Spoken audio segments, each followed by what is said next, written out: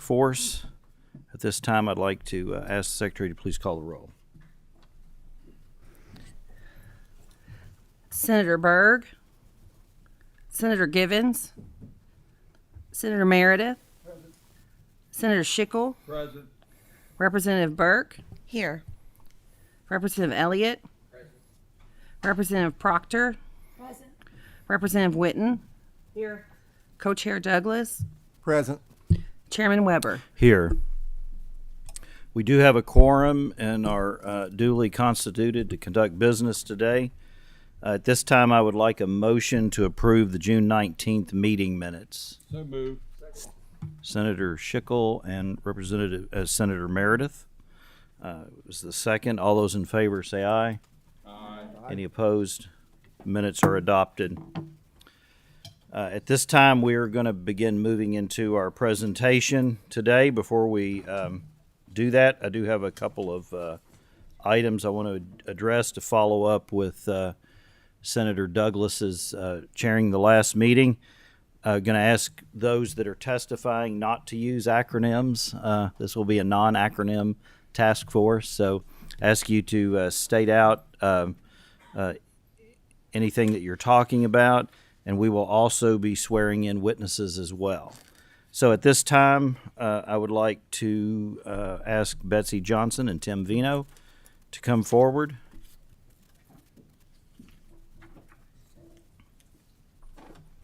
If you will introduce yourselves for the record, then I will swear you in, and after that you can begin your presentation. I'm Tim Veno, president of Leading Age Kentucky. And I'm Betsy Johnson, the president of the Kentucky Association of Healthcare Facilities and the Kentucky Center for Assisted Living.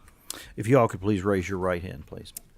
Do you swear or affirm to tell the truth, the whole truth, and nothing but the truth? I do. Thank you. You may proceed with your presentation to the task force. I will go first since we do have a presentation today. And also you should have a one-pager in your packet. Hopefully you did receive that. If you didn't, I'll be happy to forward it. Thank you, Chair Weber and Chair Douglas, for inviting us to testify today. I'm here to discuss our association's position on certificate of need and our rationale for keeping certificate of need for long-term care. Hopefully what you hear from me today is that we, one, always appreciate legislative committees, task force, and individual legislators asking our association's position on a matter. We believe open and honest dialogue is the best way to achieve positive policy decisions in long-term care. Two, our association members do not have a, quote, head in the sand approach to certificate of need in Kentucky. We understand the interests in the subject matter, and our association has been instrumental in adding language to the state health plan to modernize CON, certificate of need for long-term care in recent years. Three, finally, as many of you have heard from us the past few years, skilled nursing facilities and other long-term care providers are still recovering from the COVID-19 pandemic, and unfortunately, some may not ever recover. We are still experiencing significant workforce shortages. Staff agency costs are still way too high. We are also facing a federal staffing ratio mandate from the federal government that our national association estimates will cost $11.3 billion to hire as many as 191,000 additional staff nationwide. Hopefully that provides some context of where we are in long-term care today. I know you all have been given information about how CON works for long-term care, but this slide gives a very brief overview. Skilled nursing facilities do have criteria in the state health plan. Personal care homes do not, so they receive non-substantive review. After Senate Bill 11 was passed in 2022, there are going to be fewer licensed personal care providers because many of them will move to the assisted living community category. The personal care homes that do remain receive state supplementation for funding, which means they make about $49 a day to care for people 24/7. This current state health plan is showing that there's a negative need for skilled nursing facility beds in Kentucky to the tune of being overbedded by 32,650 nursing facility beds. Our association supports the current CON model due to the dynamics of the current market, which I described earlier in my presentation. In 2014 and 2015, our association was instrumental in having the state health plan updated to provide for certain flexibility so providers can move beds within the same county to contiguous counties or within an area development district. This allows for nursing facility beds to be moved if there is a greater need in another county, but maintaining the investments that providers made in serving the elders in their community. On this slide, we highlight two states. I think that show a good example about why CON is important for skilled nursing facilities. In preparation for my testimony today, I did text my former colleague from Indiana, who was the Indiana Healthcare Association's executive director when CON was reinstated for nursing facilities in 2018.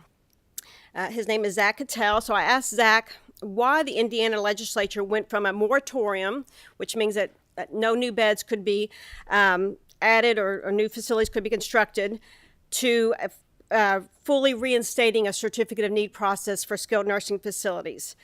Again, this was a brief text message exchange, and of course we all know that this is much more complicated than that. He said that there were many reasons, but one that really stuck out to him was rural providers were being significantly hurt with the lack of certificate of need in Indiana.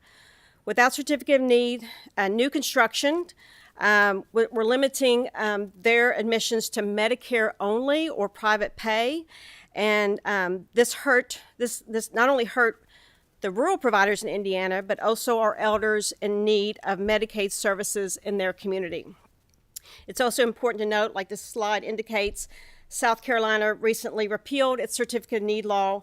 However, it maintained the process for skilled nursing facilities. In 2017, there was an attempt to repeal certain Kentucky skilled nursing facility certificate of need requirements by a company based out of Indiana. The company wanted to focus on Medicare or private pay only. Our association opposed those changes. I looked back at the testimony that was given during an August 2017 committee hearing, and I would like to summarize it for you today. Terry Fork, who is an owner of 9 skilled nursing facilities in eastern Kentucky, and Mary Haynes, CEO of the nonprofit Nazareth Home in Louisville, spoke in opposition to the changes at that hearing. Mr. Fork referenced the $30 million in recent investments that he had made to facilities in eastern Kentucky to ensure eastern Kentucky residents can receive short-term rehabilitation services in their home county. Mary Haynes spoke about the duplication of services. She stated, quote, basically, this company out of Indiana is duplicating what we already are doing, but in a more limited way with no means to serve the underserved or challenging lifestyle diseases which Kentucky is grappling with at this time. Both Mr. Forks and Mary Haynes' testimony was compelling, and the changes did not go forward. Again, a lot of what's on the slide is on your one-pager that hopefully is in your packet, and our one-pager outlines these arguments as well. Simply put, skilled nursing facilities do not set their own prices. We are very dependent on government payers, such as Medicaid and Medicare, and so it's not like we can adjust our pricing structure based on competition or lack thereof. We do not operate in a free market. The risk of opening CON for skilled nursing facilities means undervaluing the current facilities, which means our current providers will not be able to make the investments that they need to care for the elders in their communities. Unless anybody has any questions, I'll turn it over to Tim Veno.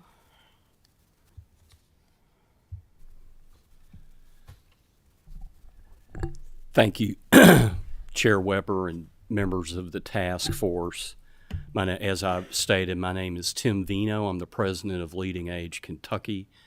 We are a long-term care provider association, mainly nonprofit and faith-based organizations.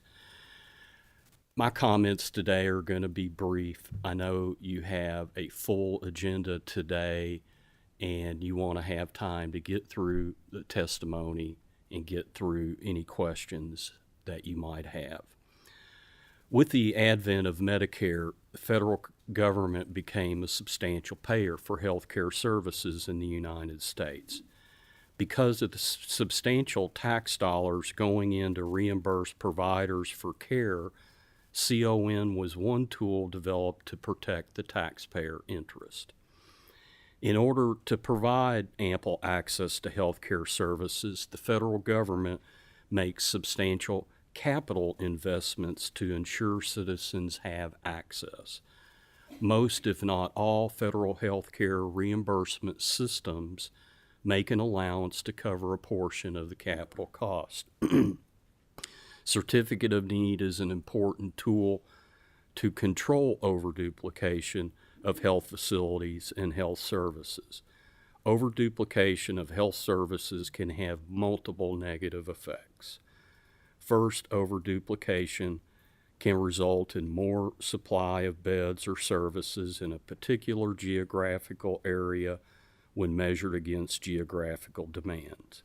Too many beds or services could result in closure of an existing healthcare facility, thereby forfeiting the taxpayer investment. Secondly, the healthcare workforce is a highly trained, highly educated workforce. And because there is only a limited supply of healthcare workers, oversupply of facilities and services would most definitely put a greater strain on hiring this talented workforce. The healthcare workforce shortages are even more acute today as the country digs out of COVID. And lastly, excess supply could result in not having a sufficient patient census to meet the fixed infrastructure cost demands of the healthcare entities.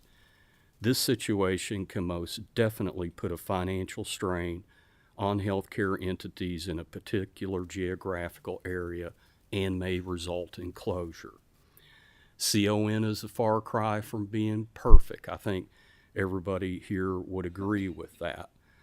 For instance, just this year, the General Assembly recognized that individuals with intellectual and developmental disabilities were not getting access to care and unanimously passed House Bill 334 to address the 7 to 10 year long waiting lists for services.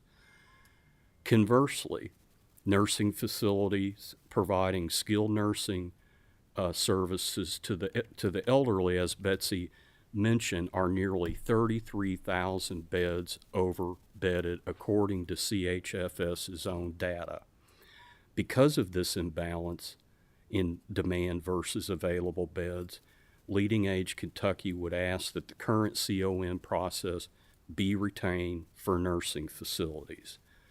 Adding any new beds at this time could be devastating to this very fragile infrastructure. Considerable regulatory relaxation has occurred over the last several years. As Betsy mentioned, nursing facilities can now move beds from an area of low utilization to high utilization if it's within the same area development district. Entities like rehab agencies were removed from both CON and licensure. Many of our members have outpatient rehab agency services along with skilled nursing services. And a licensure category for a new Medicaid program that provides all-inclusive care to the elderly has just been recently granted non-substantive review so that those new entities may establish their constituent services. Private duty nursing is one as well, that those standards have been relaxed where previously folks were not able to obtain any new services, and we've seen an explosion in home care and requests for in-home nursing care. Those are just a few examples that I wanted to touch on. I think it's important that you all consider these factors. This is a very important task that you all are going through, and we implore you to use common sense, look at the data, interview providers and representatives as you are doing here today. And we're here to help any way that we can, answer any questions that you might have. Thank you. Thank you for your presentation. At this time, we will take some questions. First on our list is Senator Berg.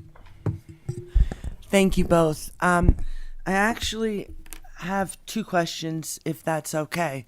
My first question goes to that number of 33,000. Is that an estimated number or an actual number of open beds in the state? The cabinet does an annual inventory of available beds, census, payer sources, and that data comes directly from that annual inventory. And Senator, it's broken down by county, so you can see what the bed need, which is always is negative throughout the state by county. Okay, a follow-up, sir, if I may. My experience so far with skilled nursing homes has been fairly extensive. And if you are paying out of pocket, you can definitely find a bed. If you have Medicare, you can almost definitely find a bed where you want it. Medicaid patients are having terrible times finding beds close to their families. Mm-hmm. I know Medicaid patients who are literally being sent out of the county to skilled nursing beds. How does that fit in to this situation? You know, I think that has been the case in the past, but I think today, given the lower censuses that we're seeing, I'm not hearing of any access problems for either Medicare, Medicaid, or private pay in long-term care. Be happy to follow up with you on that if you have some specific examples. A follow-up. That is really important to families. Families need to be able to have their family members within accessible distance. Yeah. Yeah, we agree. Thank you. Any additional questions from task force members? If not, thank you all for your presentation. Find my agenda. All right, we're now moved to home health agencies. I'd like to ask Evan Reinhardt from the Kentucky Home Care Association. You'll come forward.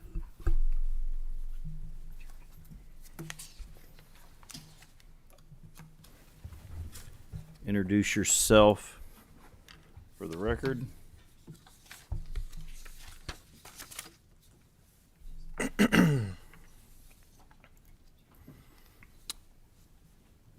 Thank you, Mr. Chairman, members of the committee. I'm Evan Reinhardt, Executive Director for the Kentucky Home Care Association. If you will raise your right hand, we will swear you in. Do you swear or affirm to tell the truth, the whole truth, and nothing but the truth? I do. Thank you. You may proceed. Well, thank you again this morning for the opportunity to be with you and share some information on home health. Again, I'm the Executive Director for the Kentucky Home Care Association, representing home health providers and personal care providers. So a little bit about home health specifically. These are intermittent skilled services provided in the home. Tends to be nursing, skilled nursing, therapy, and aid services. You need an order from an MD, nurse practitioner, or advanced practice registered nurse to receive the services. Medical necessity is required. And in a typical scenario, the nurse or aide separately would each perform around 2 to 3 visits per week. Kentucky also requires you to participate in Medicare as a home health agency.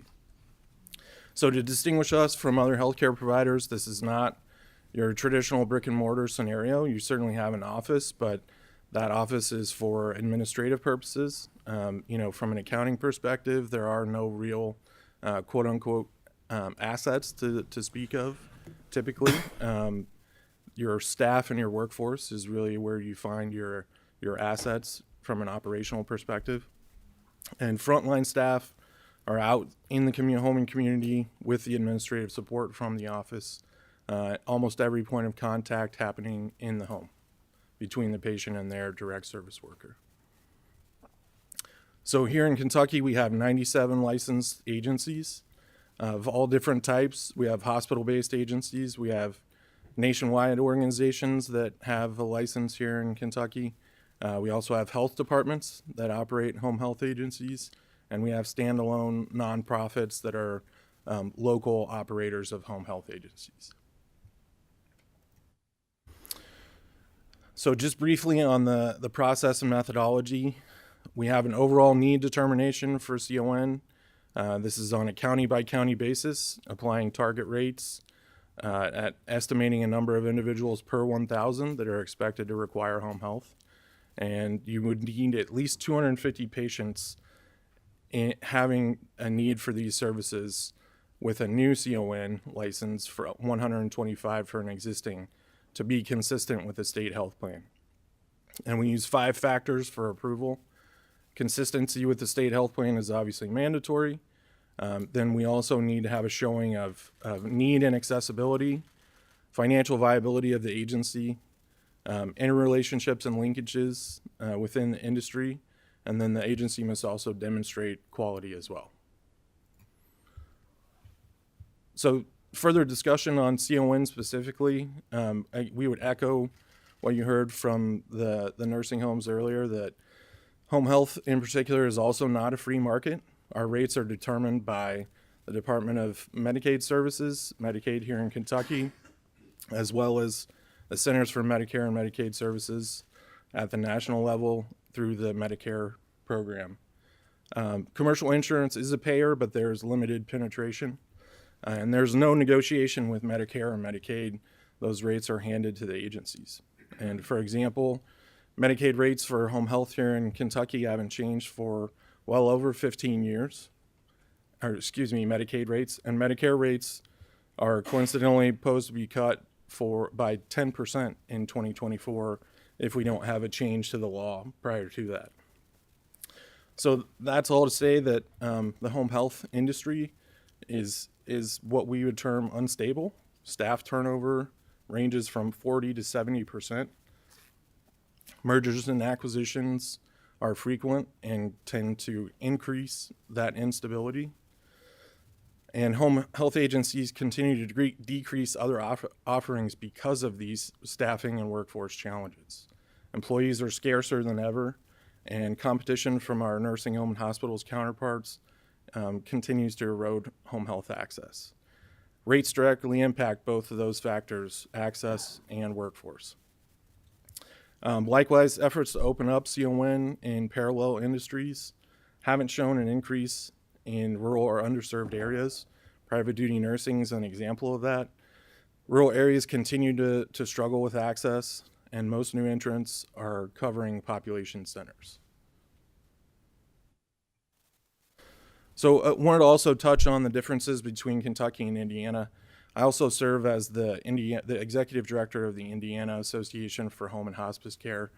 So did want to draw a few parallels between the two states. Indiana currently does not have CON for home health services. We do pay a little bit different for both of the states, so there are some differences in that respect. There are currently around 350 agencies in Indiana versus 98 in Kentucky. From a fraud and abuse perspective, both the Indiana Department of Health and Medicaid go to extra efforts to control fraud and abuse in Indiana, whereas we would argue the CON process allows that vetting to happen on the front end.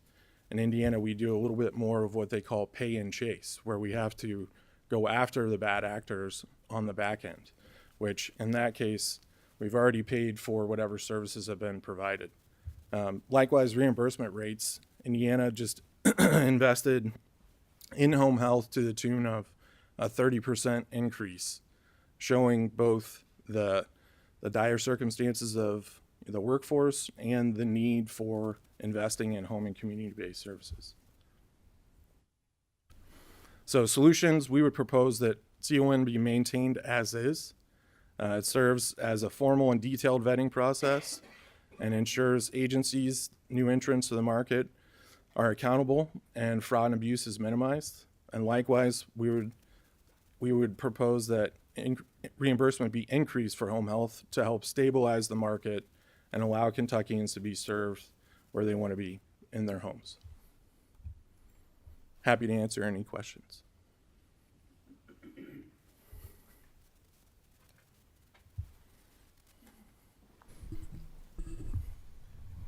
All right, I'm going to begin with a question. Can you talk about a little bit about why you have such a high turnover of employees?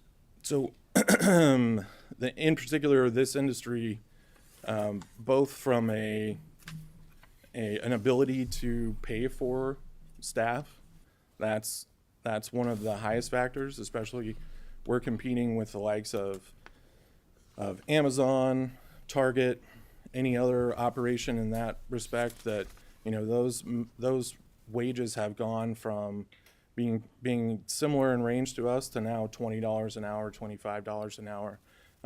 We can't quite compete with that in terms of what we're reimbursed. So our ability to pay staff is in that kind of 15 maybe dollar an hour range. So that's one huge factor, is just being competitive in the market. Likewise, this is a unique industry in that you're going into a person's home. There's a very, kind of interpersonal aspect, and I think that's another difficulty in terms of attracting and retaining staff. It takes a special person to be able to go out and do that in a person's home.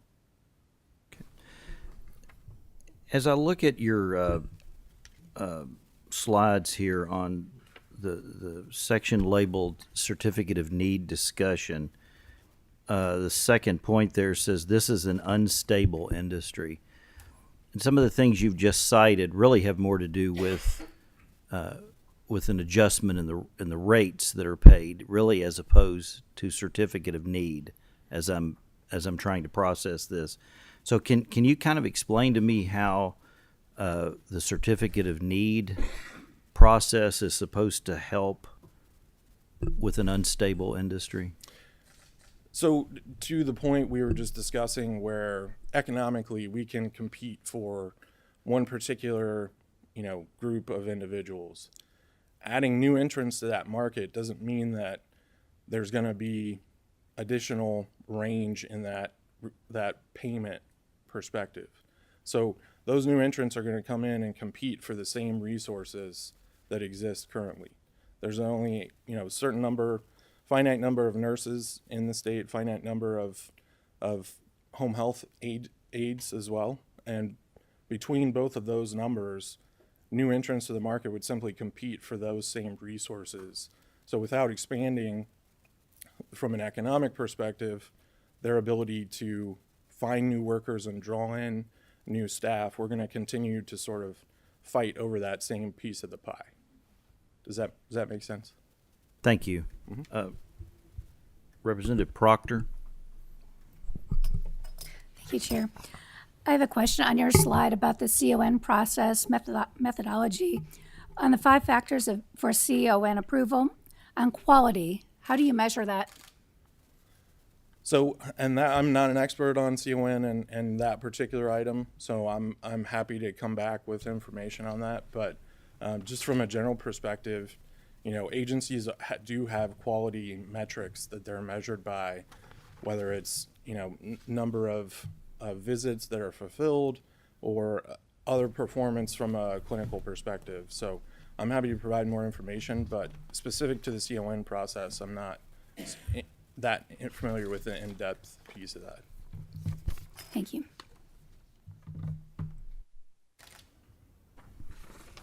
Thank you.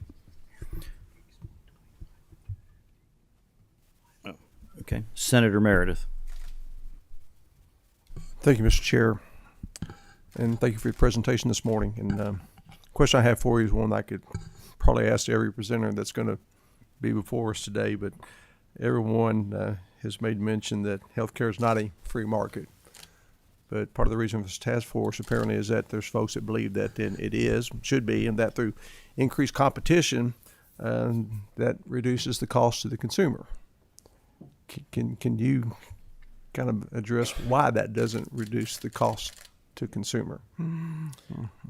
So, in particularly in our industry, those costs to deliver services are sort of fixed in a way, and in particular to the way we deliver services. I mean, this is a person going out to the home, so you have their transportation cost and then their costs, to deliver the service, which is, X amount per hour. So from that perspective, delivering that service, unless we're going to take a holistic approach to understanding how to, make that service more efficient, which we even see on the Medicare side. There's some value-based purchasing pilots that haven't been expanded just yet. But from that perspective, home health is sort of just the cost is, X to deliver those services. So I can't more efficiently pay for someone to drive for your home, right? That's something that the cost is going to be similar between agencies. So then likewise for the nursing, we're going to pay X amount per hour for that nurse to come into your home. So it's very direct in that sense that, that cost is not going to change whether we have agency X providing the care or agency Y. It's simply the cost to deliver that service. Maybe follow up, please. If CON's eliminated, and again, this is going to be for every service we talk about today, in your opinion, do we run the risk of having a two-tiered healthcare delivery system in Kentucky? Because I would imagine that if we eliminate certificate need for home health or any other service, that you're going to have those new agencies that will take the most profitable patients, which are the commercial patients, and again, with the financial constraints that you're working under right now, does that exasperate that system? Do you see a two-tiered system? Absolutely, and we're already seeing that in terms of the dynamics in the market. So it's not just about which payer is better, it's which patient is easier to deliver the service, right? So if I have a more acute patient that's going to require more visits, that's potentially going to eat away at what I'm getting reimbursed by delivering more visits, and I'm going to select the easier patient. There's an agency out there that's going to have to take that other more difficult patient, and in that regard, we already see that happening. So some agencies out there tend to operate more on a safety net model, and they have to take those more acute patients and provide the care for them at potential financial consequence, whereas other agencies, use the term or cherry picking patients. So we're already seeing that out in the industry currently. Mr. Chair, one other. Thank you. Obviously, one of the reasons that we're here today, maybe the primary reason, is cost of health care. It's phenomenally high. I think we're spending $13,000 per capita in the United States. The next industrialized nation is Germany at $7,000, which means this is crushing for most working families. They can't afford health care any longer. So we've got to address this in some form or fashion. So again, in your opinion, how do we reduce the cost of health care in the United States? Well, I think, and one example that's already been mentioned here today is Indiana as well. Indiana's taken a shift to focusing on home and community-based services, so delivering the services in the home and community as much as possible. And we've seen that shift happen nationally. The average now tends to be 70% of services are delivered in the home and community versus in a facility or in a brick and mortar.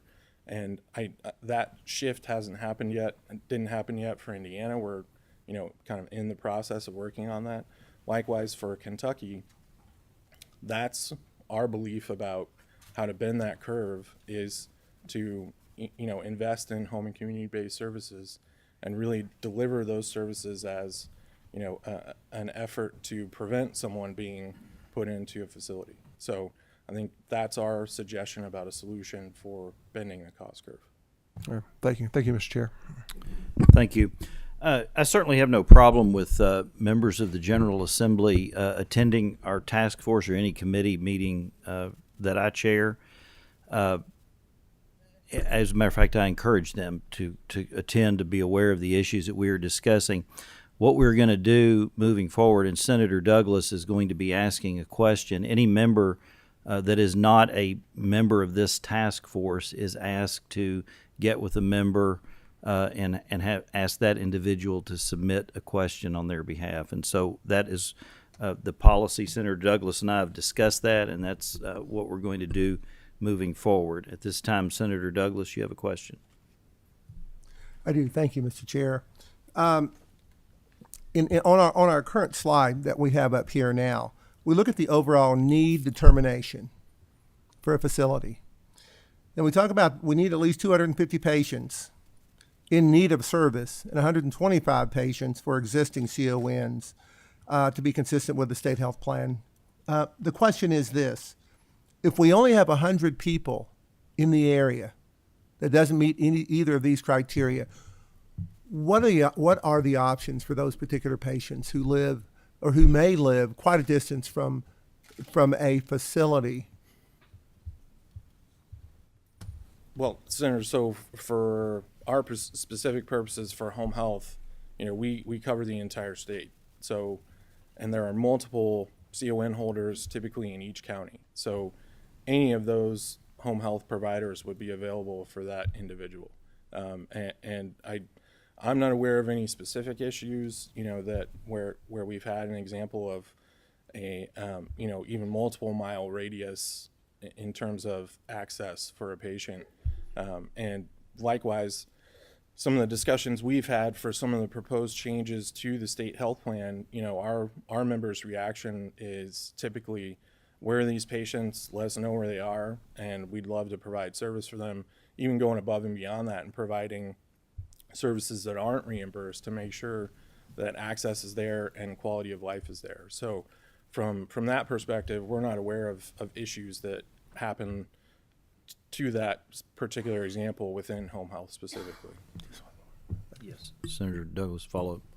Thank you, Mr. Chair. So I just want to make sure that I'm understanding what it is that you're saying. You're saying that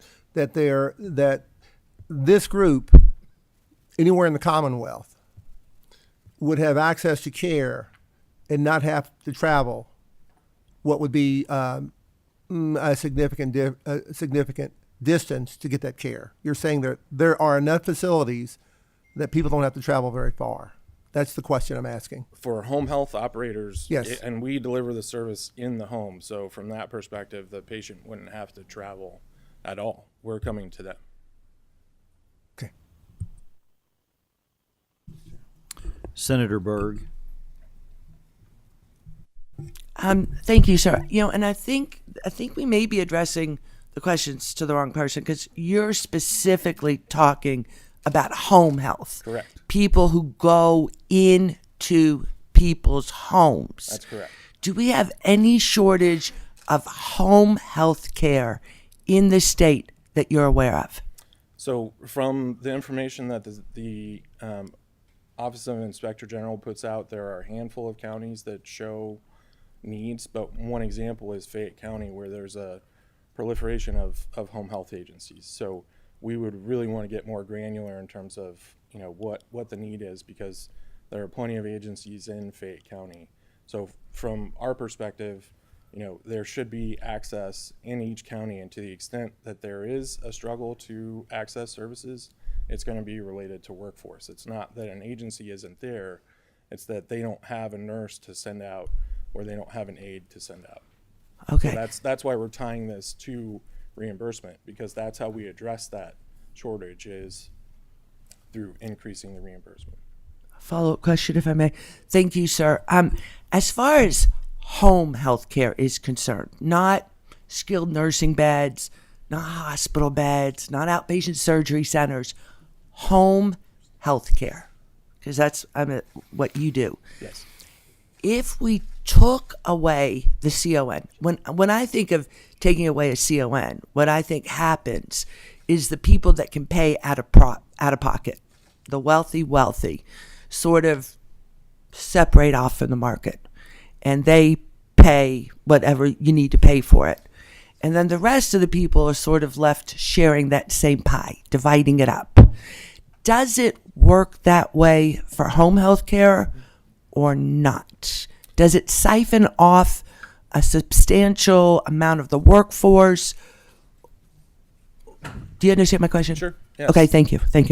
And the answer is no, because you can imagine an individual that needs home health services, putting aside the example of, maybe a child that's being discharged from a hospital and NICU, an intensive care unit.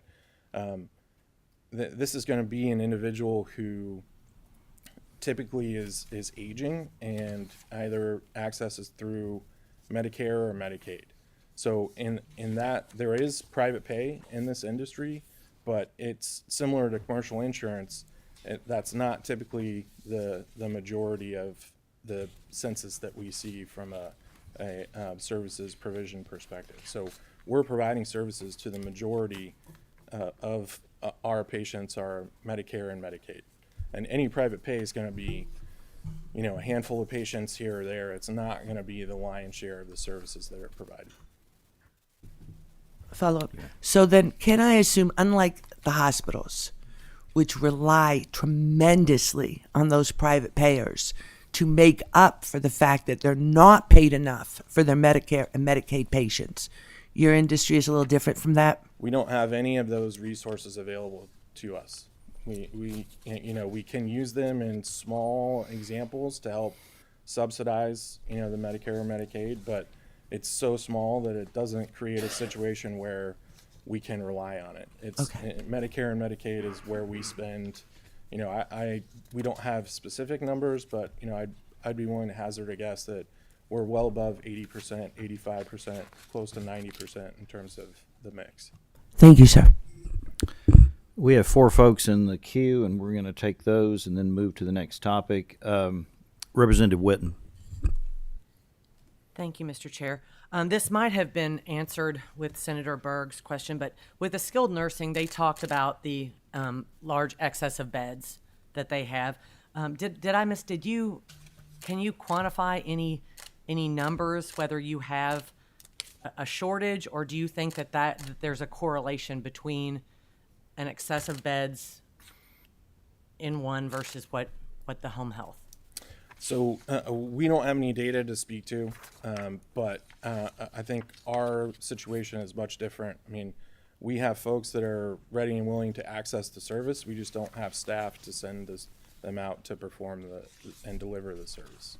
That's our shortcoming, and we can't necessarily track, where that patient goes, where they end up.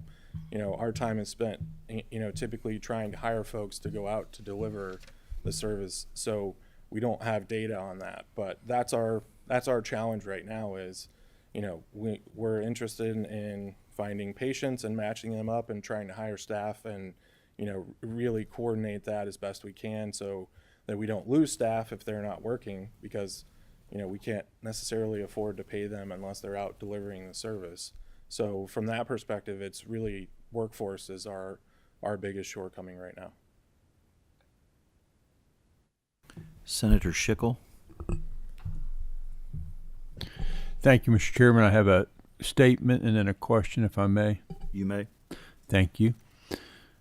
In Kentucky, we have licensure for numerous professions to protect public safety, all kinds of licenses. Why is it in the healthcare industry that we require licensure and then also certificate of need? So those really govern 2 different processes. So from a licensure perspective, we're trying to understand if an agency is compliant with what we call the conditions of participation. So these really dictate to the agency their specific delivery of the service. Very different from, are we identifying a need, and is there a need for an agency in a particular area? A license in our space governs how that agency operates, sets a standard for their delivery of clinical services, and is really an ongoing metric by which we're determining if that agency is operating properly. Follow-up statement, Mr. Thank you. Thank you for your response, and it appears to me that this is the whole crux of this issue, really. It's a difference in philosophy, but why, licensure versus who decides who needs what. And for me, that's what I'm pondering when I hear all this testimony. Senator Douglas, you have a follow-up. Thank you, Mr. Chair. I'll make this quick. This is just for my education, sir. I've heard you use the term shortage of staff and being in healthcare. I understand that. We've been talking about that since I opened my first book in medical school. If a person is licensed in one county to provide the care, are they also allowed to cross the county line and provide services in another county? As it currently stands, I believe they're restricted to the specific county that they have a CON in. So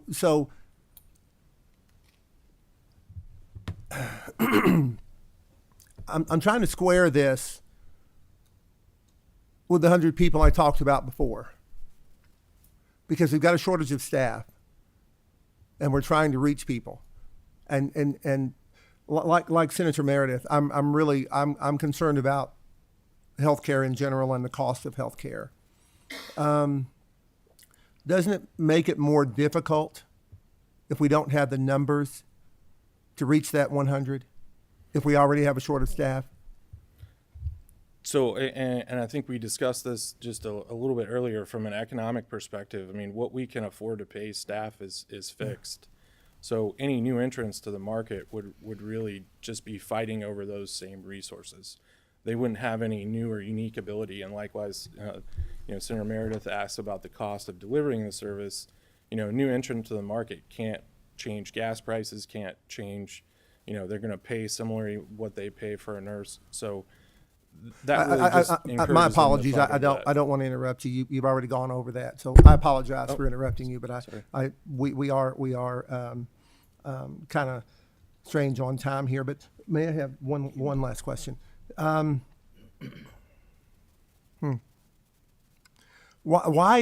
are your agencies required to go through a formal review process, even though the care is provided in the patient's home?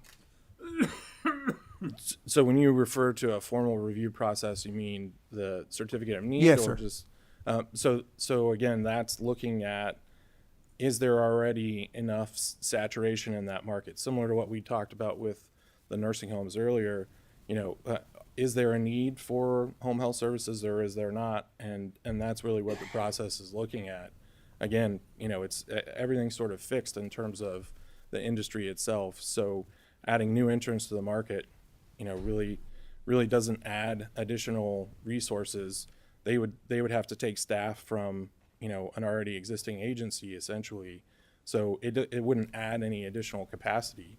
It would simply eat away at the ability of the current agencies to serve. So Okay. from that Thank perspective, you very much. We're not just educating those of us sitting up here. We're also educating those who are either listening, with the auditory media or watching on the visual media. And I just wanted to get some of those out there. Thank you, Mr. Chair. Thank you. Last question, Representative Burke. Thank you, Mr. Chair. And thank you also, Mr. Reinhardt, for your testimony and your answers to our questions today. I'm thinking about the information you shared with us about Indiana, because that's perhaps the best example we can use to see what our future could be if we make substantial changes to the Certificate of Need program. So I'm wondering if you can tell me, Part A, how the consumer or patient's experience has changed since the number of home health agencies has gone up to 350 in Indiana. And then similarly, Part B, what the effect has been on other healthcare agencies. So how has this change for home health affected hospitals? How has it affected nursing facilities? And how has it affected hospice services? Could you tell me about those two things? So, most directly, I mean, I don't think there's been an impact necessarily on hospice services. The home health and hospice tend to be really compatible services that interact well in the environment. So not a real impact there. From a bigger perspective related to nursing homes and hospitals, I don't think there's been an impact just yet. And it's really just about the size of the two industries. Home health in Indiana is about a $300 million industry. Nursing homes in Indiana are about a $3 billion industry. So our ability, even if we went up, in terms of 10%, as far as our number of patients served, that still wouldn't be even just a small blip on the radar. So this is about substantial paradigm shift and systems change to focusing on home and community-based services. And we haven't seen it yet. We're hopeful to see it. But one easy example is in Indiana, a patient can access a nursing home typically within about 48 hours. It takes sometimes weeks, sometimes months to access home and community-based services. One of the goals of our recent changes is to allow access to either within 48 hours. Very lofty goal, but that's where we're attempting to head. And we haven't really moved the needle on that yet, but I think some of the changes, including investments in reimbursement, are going to really, start to have an impact on that front. So I think that you somewhat answered my question as it relates to the consumer or patient. Excuse me. But can you speak a little more on that, please? I apologize. So specific to the consumer, their ability to access the services is really what's being focused on. And I think we're seeing a little bit more of an opening up of, whereas we would see patients calling an agency or calling multiple agencies, unable to find anyone that would take them because they simply don't have staff. And that person might end up, elsewhere in the system or in a nursing home or hospital. And now we're hearing that those patients are able to access services. It may take some time, staffing is a part of that, but their ability to receive the services is definitely changing. And that was a real issue specific, during the pandemic and just afterwards. Access to home health was really kind of put at it was capped, to use, just a phrase. And so that's changing a little bit, but, it's not something that we're going to be able to see a huge shift in the consumer's experience until those changes are made and we start to hit that 48-hour window where they can access the services. I think one other piece of this is about education. Folks don't often know about what home health is or what home care is, in terms of non-medical services in the home. And so both of those things are changing a little bit. Likewise with hospice, it's about that education, and we're seeing more of that. So I think from a consumer perspective, that education and knowledge is allowing them to say, no, I want to stay in my home, and be able to, be in the community as long as I can. So I think that element is changing a little bit, but before it was really, the nursing home was the easiest and quickest place to get to. And now the patient maybe is a little bit more knowledgeable about what's there and can stay home if they so choose. Thank you, Mr. Reinhardt, for your testimony. We do need to move on. At this time, I would like to ask our presenters on hospice services to come forward, Liz Fowler and David Cook. If you all will introduce yourselves, then I will swear you into the committee, and then you can begin your presentation.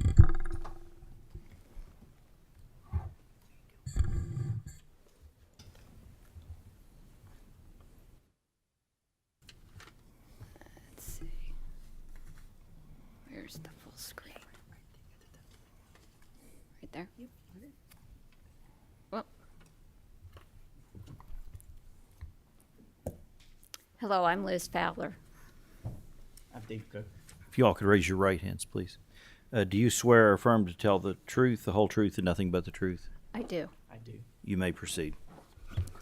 Hello, thank you, Chairman Weber and Chairman Douglas. I'm Liz Fowler, the President and CEO of Bluegrass Care Navigators, and I'm here today to represent the Kentucky Association of Hospice and Palliative Care.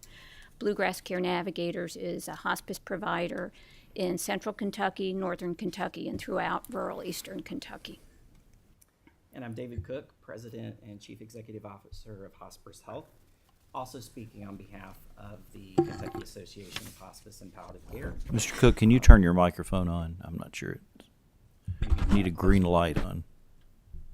There we go. There you go. That should be better. Hospice Health provides hospice services to over 1,000 patients daily in central, southern, and western Kentucky, including many rural communities. Kentucky's hospice delivery system works, and certificate of need for hospice services and the current methodology should be maintained. The certificate of need process for hospice care in the state has resulted in the need being reliably met by high-quality, well-intentioned, reputable hospice providers.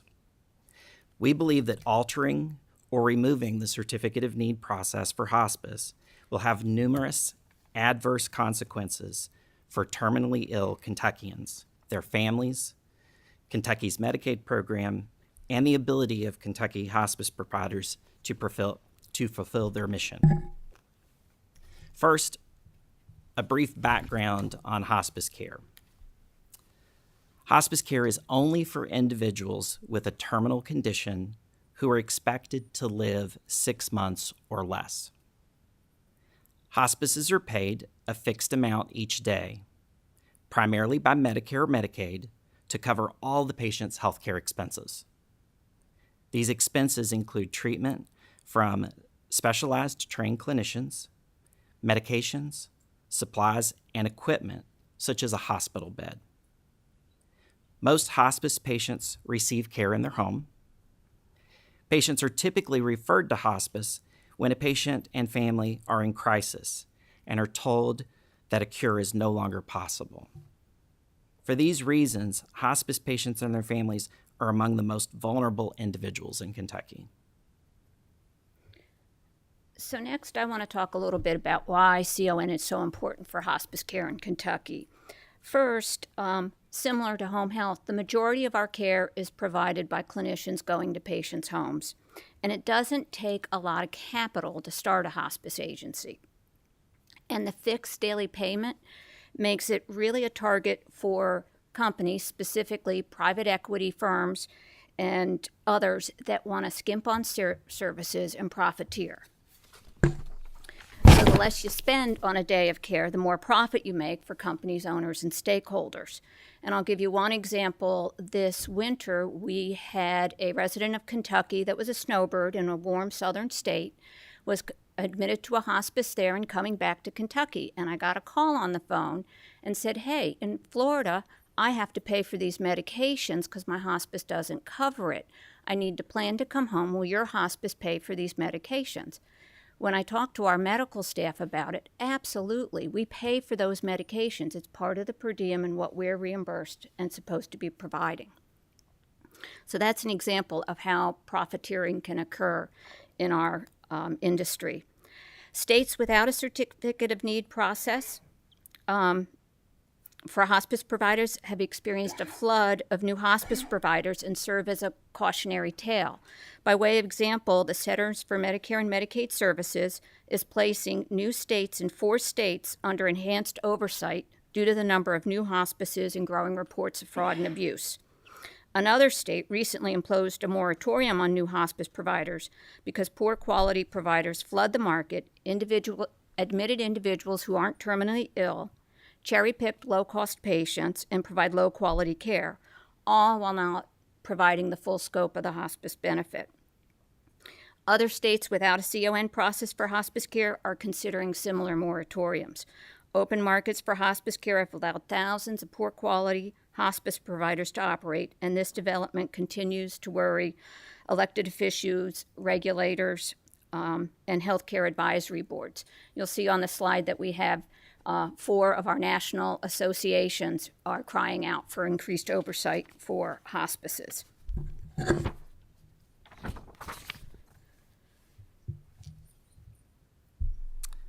So I want to talk a little bit about the CON process and how it ensures terminally ill Kentuckians receive high-quality care. So thankfully, because of the Certificate of Need process in Kentucky, we have high-quality providers that ensure patients and families receive the full benefit, including bereavement services after the patient's death. At a glance on the presentation displayed, red being bad and white or a light color being good, we visualized that Kentucky is not plagued by program integrity concerns. For many states without a Certificate of Need process for hospice confront. I want to emphasize the current hospice programs in Kentucky provide hospice care coverage in every county. There is access to all who need and want services. To our knowledge, no one that wants hospice services and who is eligible for hospice services have been denied care because of a lack of a hospice's capacity to serve them. Unlike hospitals or nursing homes, where there is a limited number of beds, there is no limit to the number of patients a hospice agency can serve because the care is predominantly provided in a patient's home. The CON process effectively keeps costs low while maintaining a high standard of quality in hospice services. Removing CON cannot lower costs. Daily rates are set by the federal government. However, with increased fraud and a greater challenge for a state to oversee care providers, data shows that costs go up when Certificate of Need laws are removed.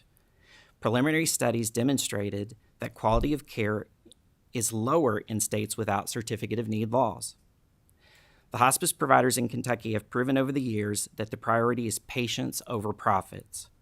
Our Kentucky hospices have a track record of working together to ensure high-quality hospice services are provided in every county across the state. We have supported each other during tornadoes, floods, and recently the pandemic. Kentucky hospice organizations have a reputation for providing distinguished and compassionate end-of-life care. There are numerous examples of investing in innovative solutions that are responsive to unmet community needs. Kentucky hospice leaders and their programs are sought out to participate on national boards, technical expert panels, and to test Center for Medicare and Medicaid Innovation demonstrations. Currently, Liz serves on the board of the National Hospice and Palliative Care Association, and I serve on the board of the National Partnership for Hospice and Healthcare Innovation. Kentucky's hospice providers are the safety net providers in their communities. There's no cherry picking of urban versus rural patients where the costs may be higher. While Kentucky may be close to the bottom nationally on some health indicators, it is a national leader in the delivery of hospice and palliative care. Kentucky not only stands out in terms of quality of end-of-life care, but Kentucky is devoid of hospice fraud and abuse that characterizes providers in far too many states. Additionally, the Medicare Payment Advisory Commission, MedPAC, an independent organization, a congressional agency established by the Balanced Budget Act of 1997 to advise the U.S. Congress on issues affecting the Medicare program, has analyzed the correlation between the number of hospice providers and access to hospice services multiple times over the years. Each time the result has been the same. Their findings show that the number of hospice providers is not an indicator of beneficiary access to hospice or the use of hospice services. So as many of you know, and we've discussed earlier, healthcare does not work like other businesses and markets. While most markets, competition leads to efficiencies, reductions in cost, and improvements in quality, market failures prevail our healthcare system, and hospice care is no exception. In fact, due to the low capital investment required to enter the market, the particularly vulnerable patient population, and the fixed daily patient reimbursement, regardless of the services provided, and a high reliance on the high-touch services in a home setting, it's arguably one of the least responsive to healthcare in the healthcare system to market forces.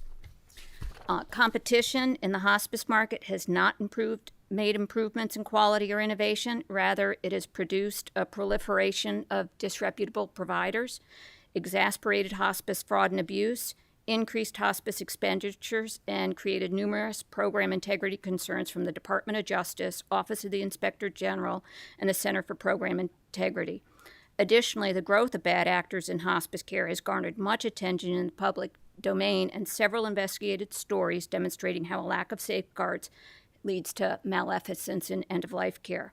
Put succinctly, terminally ill patients and their families are particularly vulnerable, and as trends in hospice care around the U.S. and recent stories from the press indicate, hospice care is in need of safeguards, like a thorough certificate of need process. In short, there's no problem to be fixed when it comes to the delivery of hospice care in Kentucky. Kentucky's certificate of need process has created a reliable supply of high-quality hospice organizations to serve Kentuckians facing end-of-life, and the Kentucky Association of Hospice and Palliative Care strongly recommends that the certificate of need process and current methodology be maintained.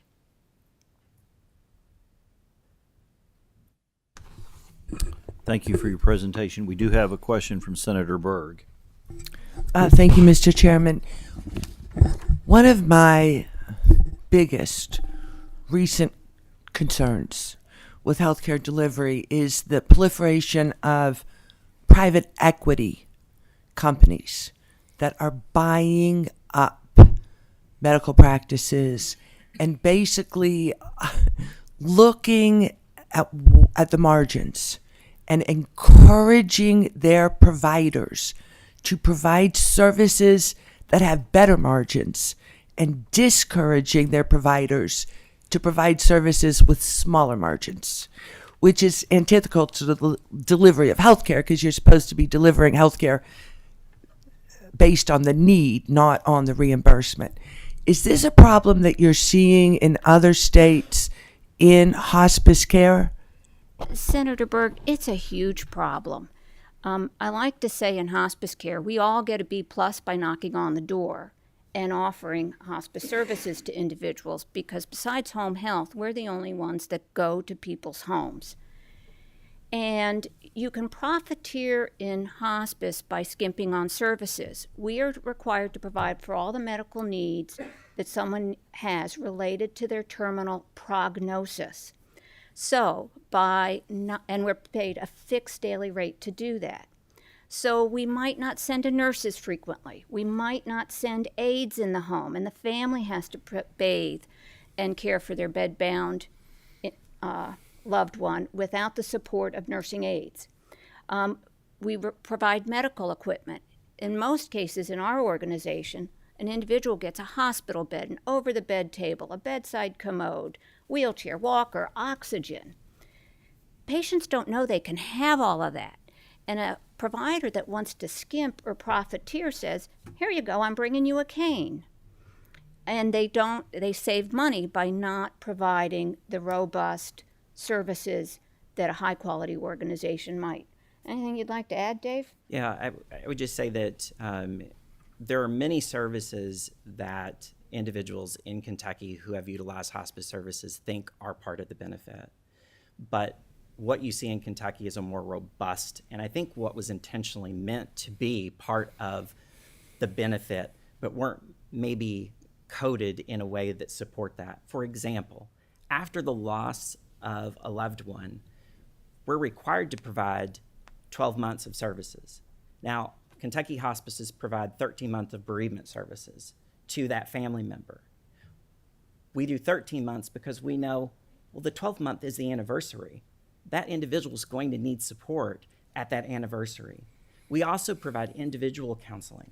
We provide group counseling. We provide different groups and camps for children.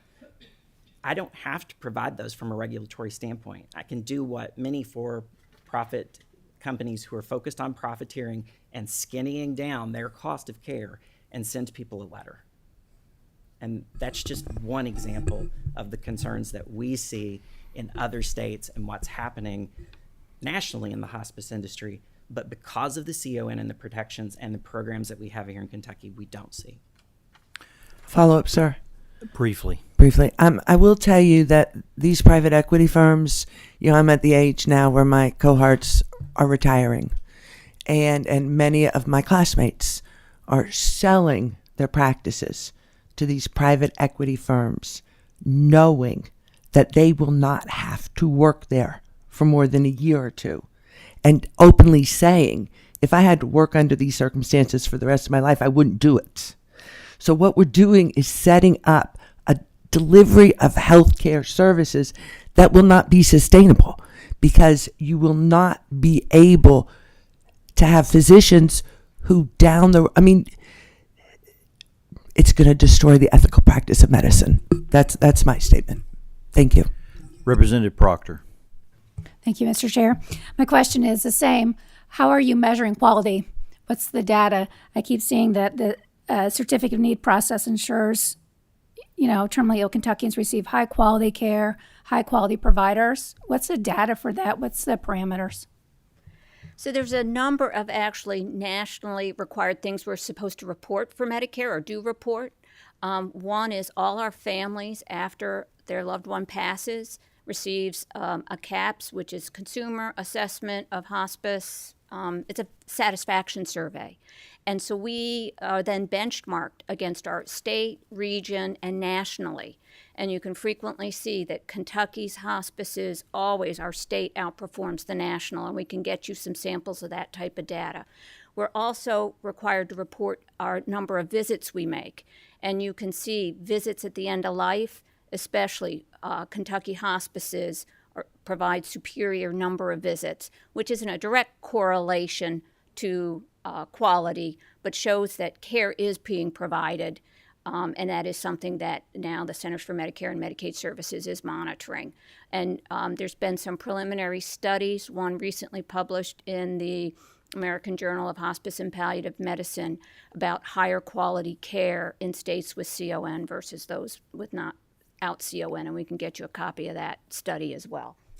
If I may add, I think, Liz mentioned earlier that when someone's in crisis and hospice shows up at the door, you get a B+ for just being there.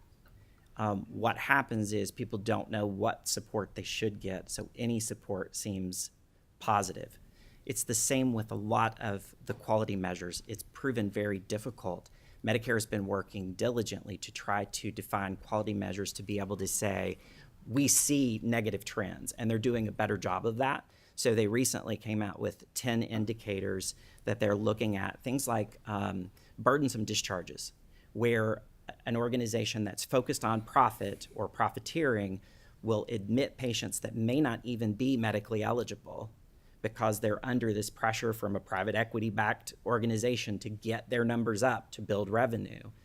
Then when they think there's audit risk coming, they'll discharge those patients after getting them on opioids and other medicine, and they're discharging them back out into the community without any support. So we're getting better at those quality measures, seeing those nationally. But again, it's been difficult, I think, to start to parse out the bad actors, but it's definitely something that nationally is being looked at very diligently. Thank you. Final question, Senator Meredith. Thank you, Mr. Chair, and thank you for your presentation, but more importantly, thank you for the service you provide to patients in Kentucky. And I've always been a big fan of hospice. Kind of reminds me of the way healthcare used to be, and I started in the mid-'70s, and back in those days, your primary motivation was to heal the sick and help relieve pain and suffering and improve the quality of life of the people we serve and provide comfort to the dying. But since then, we've added a new element, that's to make a profit. And we all have to make a profit, even you folks have to do it, but it's not right to make a fortune off the misfortune of others. And that's just the thing we're struggling with. You mentioned that hospice is a cost-effective means of providing care. It certainly is. But even hospice costs are too high today through no fault of your folks. So again, if we're trying to address how we can impact the cost of health care, what do we need to do to help reduce the cost of health care specific to hospice services? So the one graph in the lower right hand is the percentages of hospices in the top decile of Medicare spending per beneficiary by state. And you can see Kentucky is lightly colored there.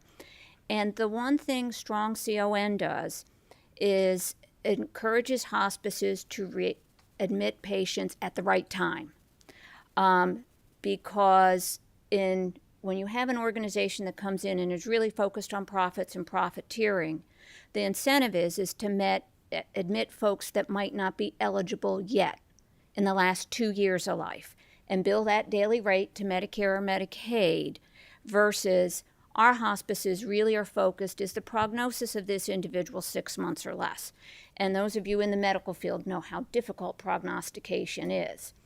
But that increases spending when you're admitting patients too early, longer than that 6 months.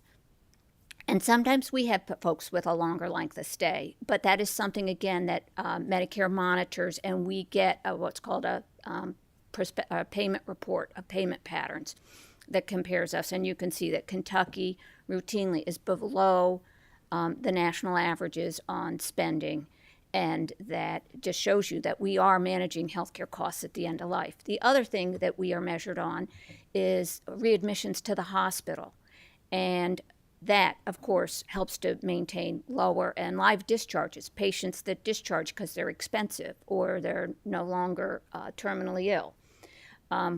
Kentucky has lower rates of that. Again, that helps to keep lower cost of care. All right. Thank you, Mr. Chair. Thank you all for your presentation. At this time, we're going to have Nancy Galvani and Jim Musser from the Hospital Association. You all will come forward. Introduce yourselves for the record, and then I will swear you in, and then you can begin your presentation to the task force.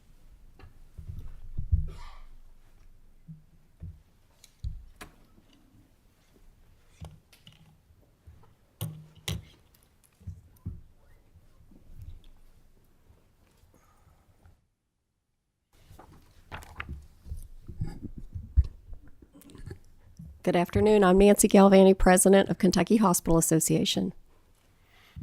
Good morning. I'm Jim Musser. I'm the Senior Vice President for Policy and Government Relations for the Kentucky Hospital Association.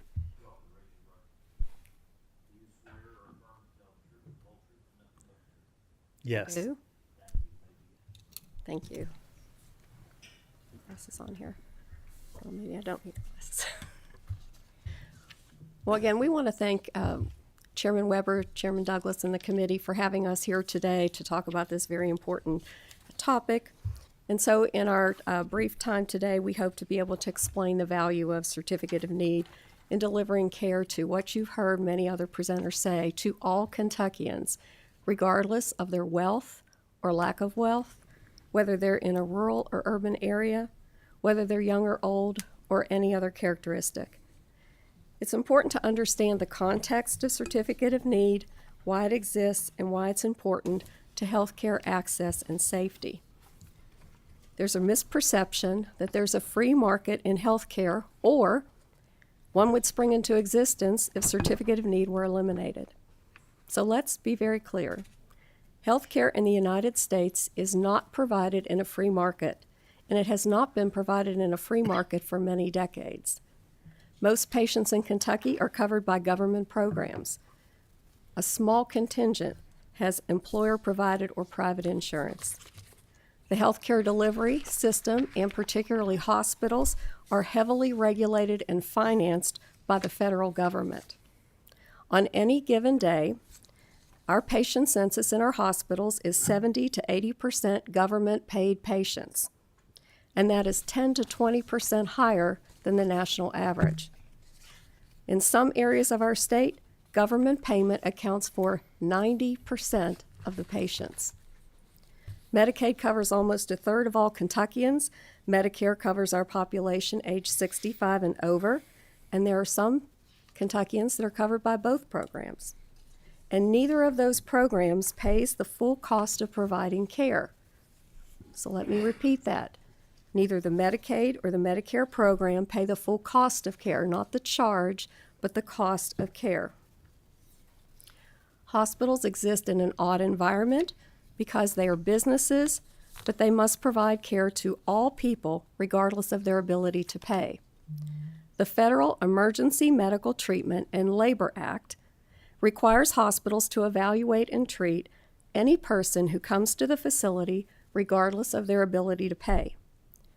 No other facility, physician, surgery center, imaging center, or any other provider is required to treat Medicaid, Medicare, or the uninsured.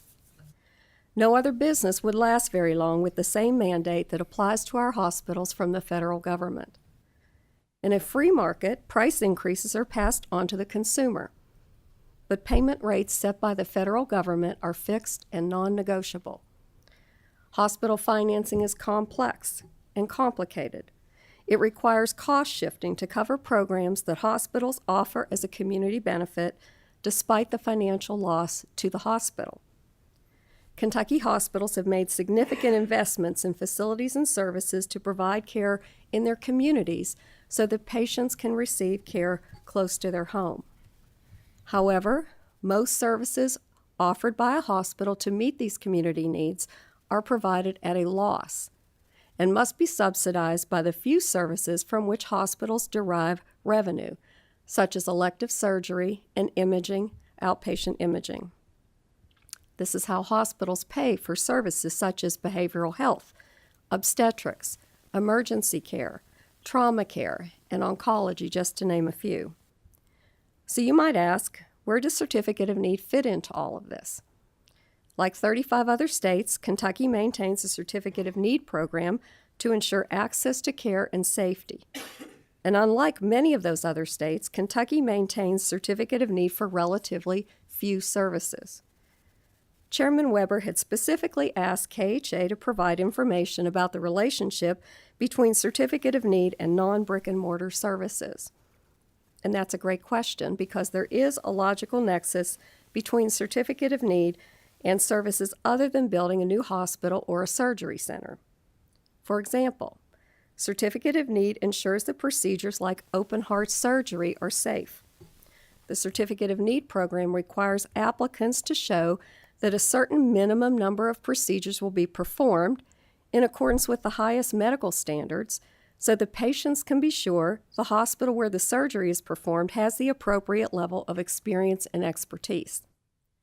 The same is true of cancer treatment and the use of megavolt radiation equipment.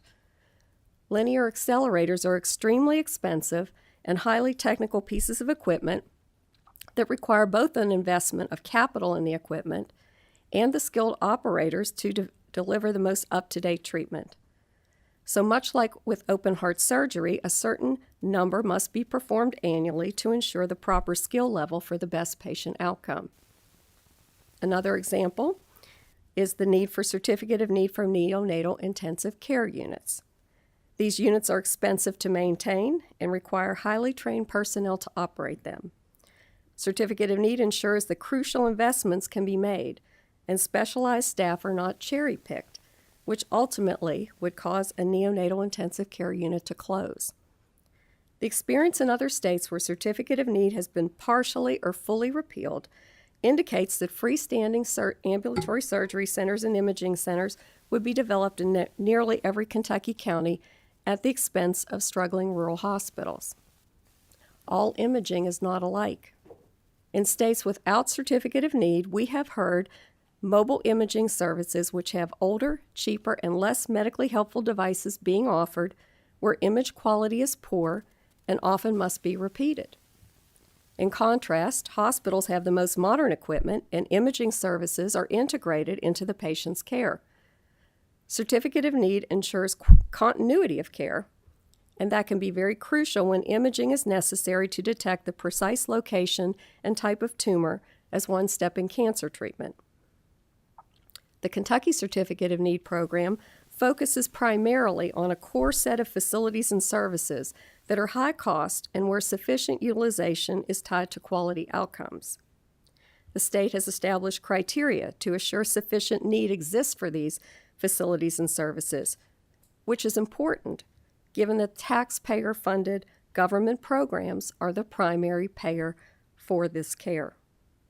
Without Certificate of Need, out-of-state entities would quickly swoop in to cherry-pick the few commercially insured patients away from hospitals for the most profitable services hospitals provide. Meanwhile, Medicare, Medicaid, and the uninsured would be left to the hospitals.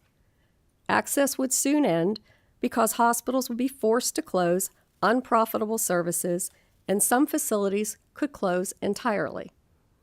According to the March 2023 Kaufman Hall report, 38% of Kentucky's hospitals are already at risk of closure, and the repeal of Certificate of Need would be the nail in their coffin with negative consequences for the communities they serve.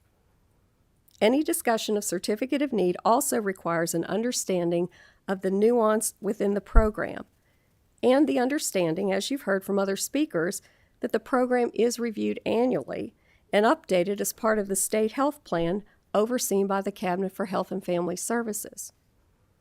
There are 2 levels within Certificate of Need. The very fewest number of services are covered by the formal review process, in which an applicant has to produce evidence of the need for the facility or service. They have to demonstrate coordination of care with other providers in the area through established linkages. They have to show the project is economically feasible, and they have to demonstrate accessibility to patients as well as the ability to sufficiently staff the facility or service. There's also an expedited or non-substantive review process for services that are not in the state health plan, in which there's a presumption of need, and those opposing the application must provide clear and convincing evidence of the lack of need. By far, most health services are not covered by Certificate of Need at all, and the vast majority of applications for Certificate of Need are approved. Of the 804 applications for which a decision was made during the last 10 years, and that's July 1st, 2013 through June 30th, 2023, only 1/3 went through the formal review process and 83% were approved.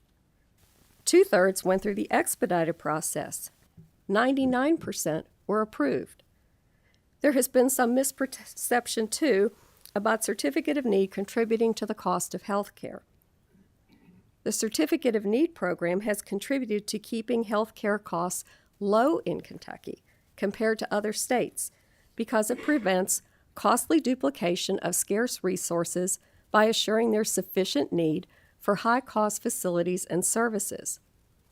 Both Indiana and Ohio ended their Certificate of Need programs, but the cost of care in both is higher than Kentucky. Kentucky's population is older, poorer, and less healthy than the rest of the nation. We rank 6th highest in poverty, 3rd highest in the rate of non-institutionalized disabled population, and 3rd highest in the percent of adults with multiple chronic conditions. And despite these factors, our costs are lower.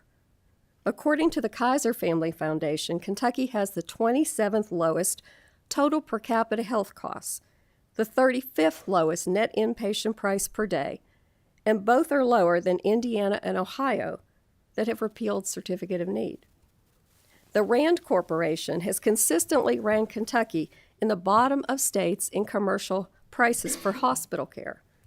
In their most recent report, Kentucky was the 12th lowest, Ohio was the 18th highest, and Indiana was the 7th highest in the nation.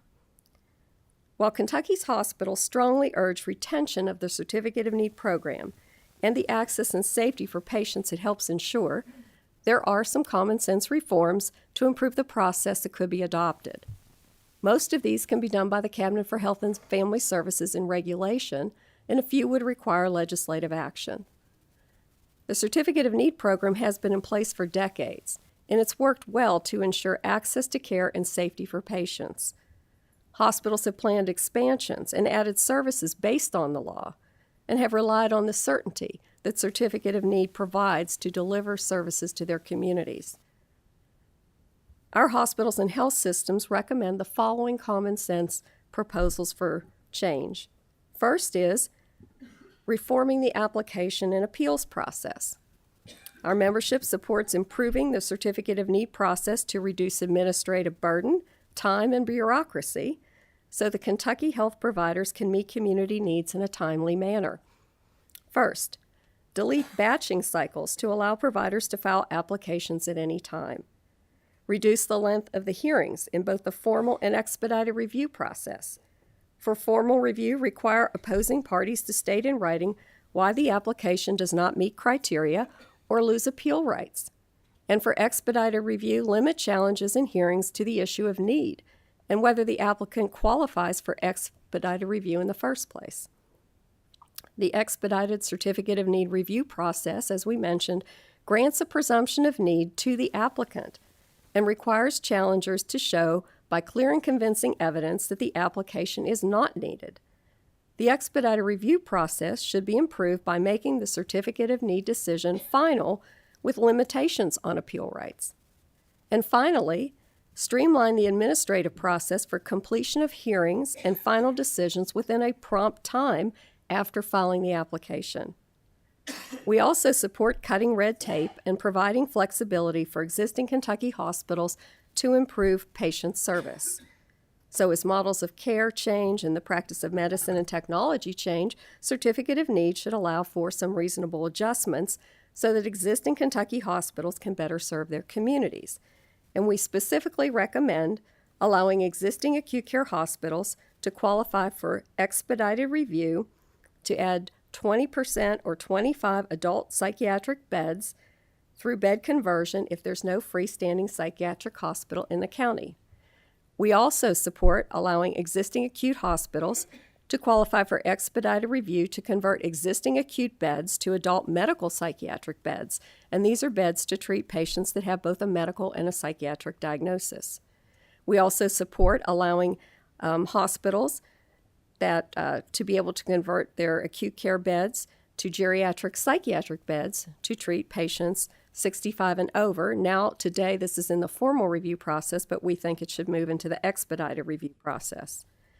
We think expedited review should apply for existing Kentucky hospitals with accredited cancer centers to be able to acquire megavolt radiation therapy and positron emission tomography equipment to support their existing cancer programs. Hospitals that operate emergency departments and treat all patients regardless of ability to pay must have ready access to advanced imaging to support that service. These hospitals should qualify for expedited review to acquire magnetic resonance imaging, and existing Kentucky hospitals should also be allowed to replace worn-out equipment that they already have without a new certificate of need. Kentucky hospitals should be able to provide services that have already been approved under certificate of need when the hospital operates a split campus in the same county without an additional certificate of need. And that's because the main hospital, in obtaining the original certificate of need, has already shown a need for the service and has the qualified physicians and staff in place to easily provide services at the second location in the same county. Rural emergency hospitals, which are acute care hospitals that give up their inpatient beds, should be allowed to convert back to an acute care hospital without another certificate of need. The need for more ambulance services continues, and the flexibilities that the General Assembly established in 2021 through House Bill 777 should be maintained by eliminating the July 1, 2026 sunset date on ambulance certificate of need changes. Finally, there are a few services that should continue under the formal review process as they are currently. These services are subject to cherry picking that could leave many patients without access to care, or they require certain numbers of procedures to ensure competence and quality in the delivery of service.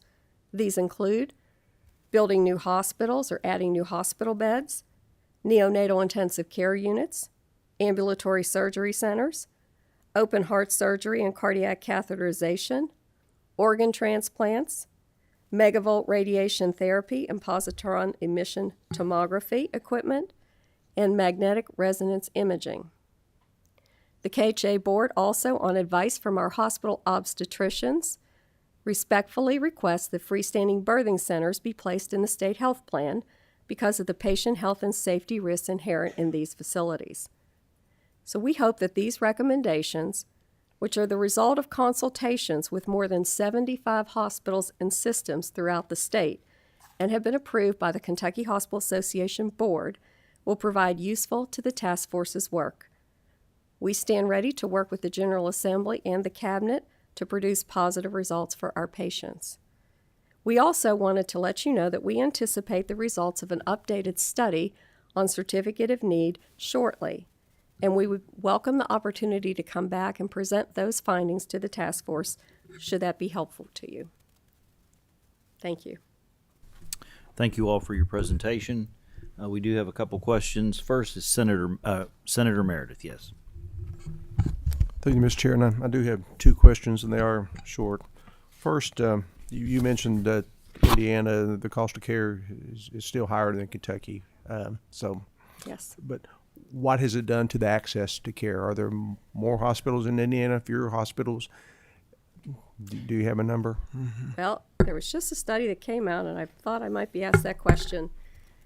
Kentucky actually has one of the highest numbers of hospital beds per 1,000 population. This is Frada Becker's states ranked. We rank 11th highest, and we're ahead of both Ohio and Indiana. We have plenty of licensed hospital beds. What we've seen happen in Indiana is more of an urbanization of healthcare. So we're seeing what we saw after they repealed CON was really a lot of development in the suburban and urban areas and less access in the rural areas of the state. Other question I have is, you've heard me ask other presenters, if we're trying to address the cost of health care, what specific to the hospital industry can we do to reduce the cost? Well, certainly reducing bureaucracy and administrative costs is huge. That's only increased over the years that I've worked in this industry. What our hospitals have to go through every day just to get their care approved by all the variety of insurance companies, commercial companies, Medicare Advantage companies, Medicaid MCOs, what they have to do, the number of staff they have to hire just to get care approved, just to get their claims paid correctly, the documentation requirements that are contributing to the burnout of our workforce is enormous. Thank you. Thank you, Mr. Chair. Representative Proctor. Thank you, Mr. Chair. I have two questions. One, why do you think the entire Northern Kentucky ad has only one hospital system when it's the fastest growing ad in the state? Well, Northern Kentucky is part of the Cincinnati Metropolitan Statistical Area, so there may be, and I think there's several hospitals up there, but there's plenty of access because from the federal government's perspective, that's considered, a healthcare system within that. So it doesn't stop within Northern Kentucky. We know that there's a lot of population that goes in and out migration from our border areas. And so you can't just look at access within our state. You have to look at the healthcare area, just like Louisville includes Southern Indiana, Northern Kentucky includes Cincinnati. So, we're bordered by 7 states. And so we have to consider that some of our population is going out in other states. In the case of the Louisville area, they're coming into Louisville. So there's that dynamic going on. Follow-up. What about for the people that the insurance does not cross state lines? So Cincinnati has many hospitals where Northern Kentucky has one hospital system that dominates 17 counties in Northern Kentucky and Southeast Indiana. So every other major metropolitan area here in the Commonwealth has multiple hospitals. Do you think Northern Kentucky is better serviced because they only have one hospital system? I can speak that St. Elizabeth is one of our top hospitals in quality. They are a safety net provider. They are one of our largest Medicaid providers. So I think that they do a great job.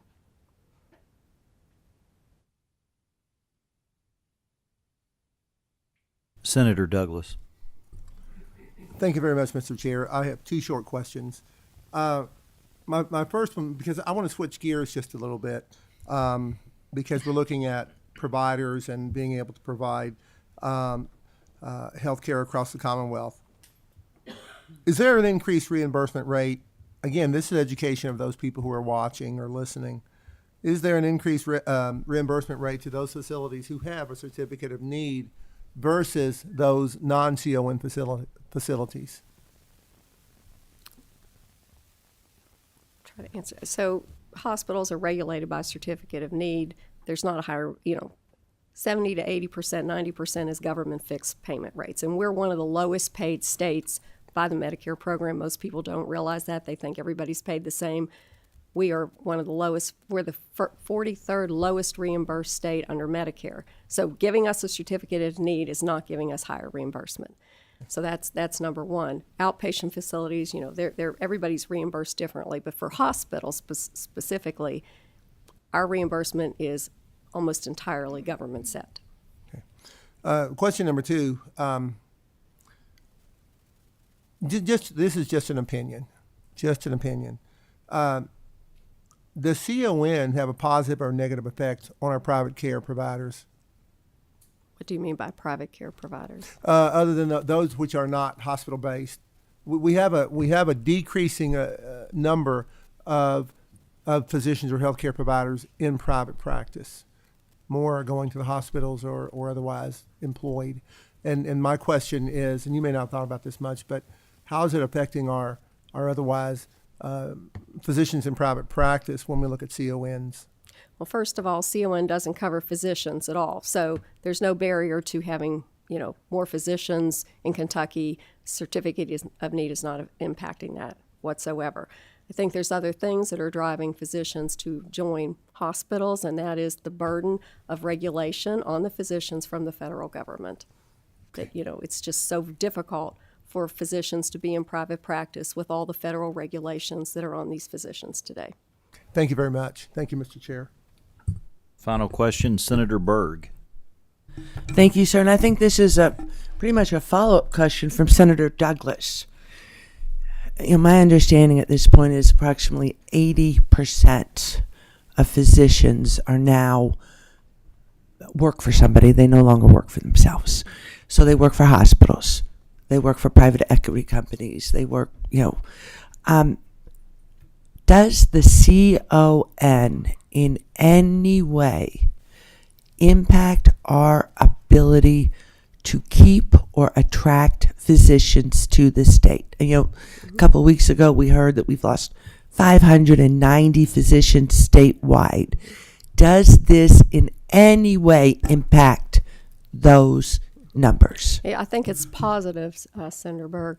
You know, when you think about our rural hospitals have to be financially sound to be able to attract physicians to go into rural areas. And when I meet with rural hospital CEOs, you know, people think it's cheaper to provide care in the rural areas. It's not cheaper to pay your staff. It's not cheaper to recruit physicians. And so the stability that Certificate of Need provides to our hospitals is very key for them to be able to recruit and retain staff as well as physicians. So I think it helps maintain access, because if a hospital closes, the physicians aren't going to stay there.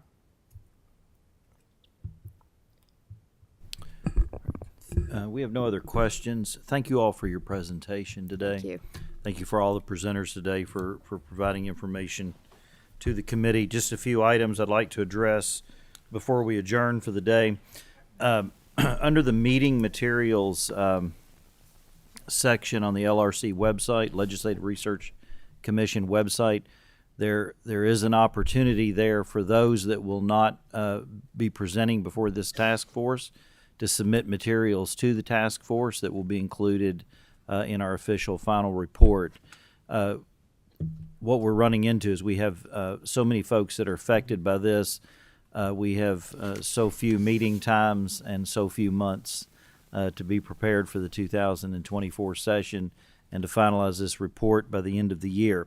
Those organizations can, as I said, submit written materials to the task force that we will incorporate and make available to members of the task force. I'd like to also point out to members, there's information in your folder today that was regarding questions that were asked at the previous meeting, and those answers were provided by the Cabinet for Health and Family Services. So those are there for your purview. Also like to announce that the next meeting of the Certificate of Need Task Force will be Monday, August the 21st, and we will meet at 10:30 a.m. If there are no questions at this time, I'd entertain a motion to adjourn. Motion. We have a motion. Second? Second. We are adjourned. Thank you. Good meeting, Mr. Chairman. Thank you, Mr. Chairman. Good meeting. A lot to do. Yeah. There's a lot. Good to see you. Big agenda. This was a big agenda. Big. Great job. I would really love to see